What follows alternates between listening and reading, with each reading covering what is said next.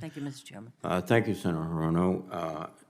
I will recognize Senator Scott, but I will depart shortly for the Appropriations Committee, and Senator Kane has agreed to chair the proceeding in my absence. I shall return. Someone once said that. Senator Scott? Thank you, Chair. Director Haines and General Cruz, thanks for being here. We've discovered that the DoD purchases equipment from Communist China like printers, computers, TV cameras. Also, they purchase drugs made in Communist China, which shocks me. I don't think it's a secret that Communist China wants to just destroy our way of life. I think we ought to stop everything. We should never buy anything. None of us should ever buy anything from Communist China. I don't think they ought to get a penny of our money because all they do is build up their military to eventually try to defeat us.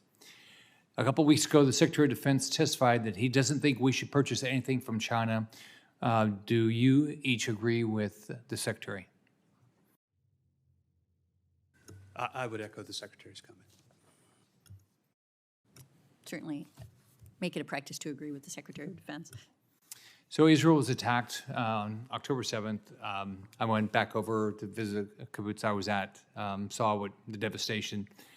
The Secretary of Defense also testified that there was no evidence that Israel was committing genocide in Gaza or committing war crimes in Gaza. Do each of you agree with that? I certainly have no evidence that that's the case, but the fact is, in the intelligence community, we don't make that kind of determination. That's a legal determination made by others in the U.S. government.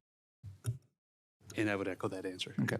So you have no intelligence that Israel is committing genocide or war crimes. So you don't have any evidence that they are.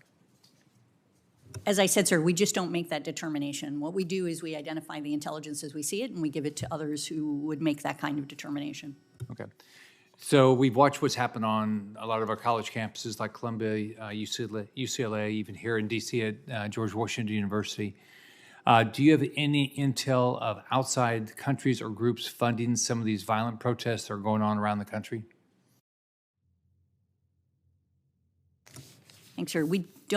We've yet to see intelligence that Hamas, which is generally how the question is framed to us, is actually influencing the Gaza-related protests occurring in the United States or directing it in any way.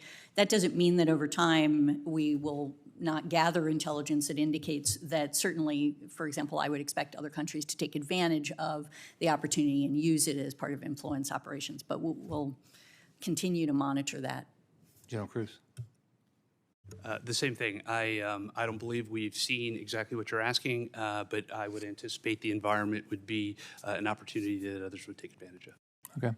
How about Qatar? Have you seen any evidence that they're supporting these protests? No, sir. Okay.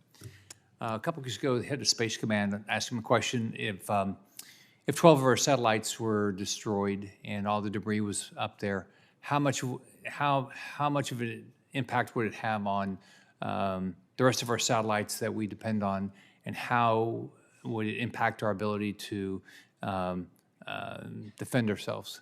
So have you done any intelligence briefings that you believe this is a risk, not a risk?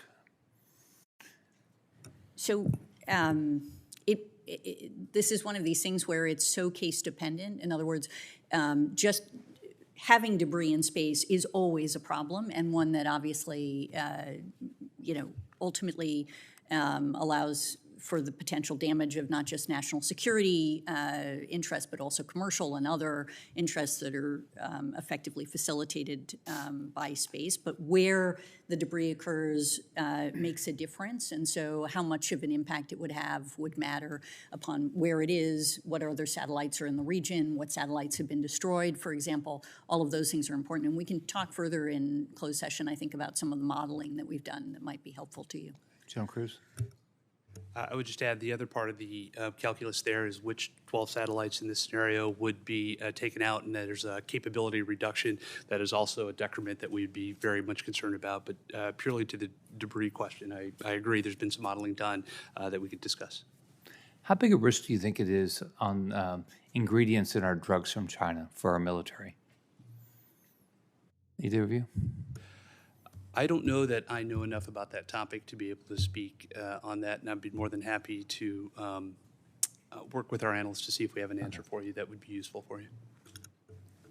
Does it surprise you guys that so many of the ingredients in our drugs are coming from China when they're at the same time trying to kill Americans through, fentanyl and everything else, and that our military is still relying on a majority of I think it's a majority of our drugs ingredients are coming from China.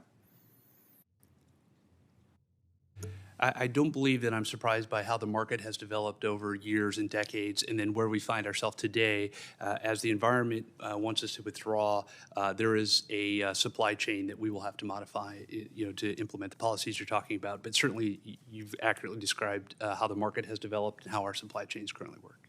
Okay, thank you. Thank you, Senator Scott. Good to see you both.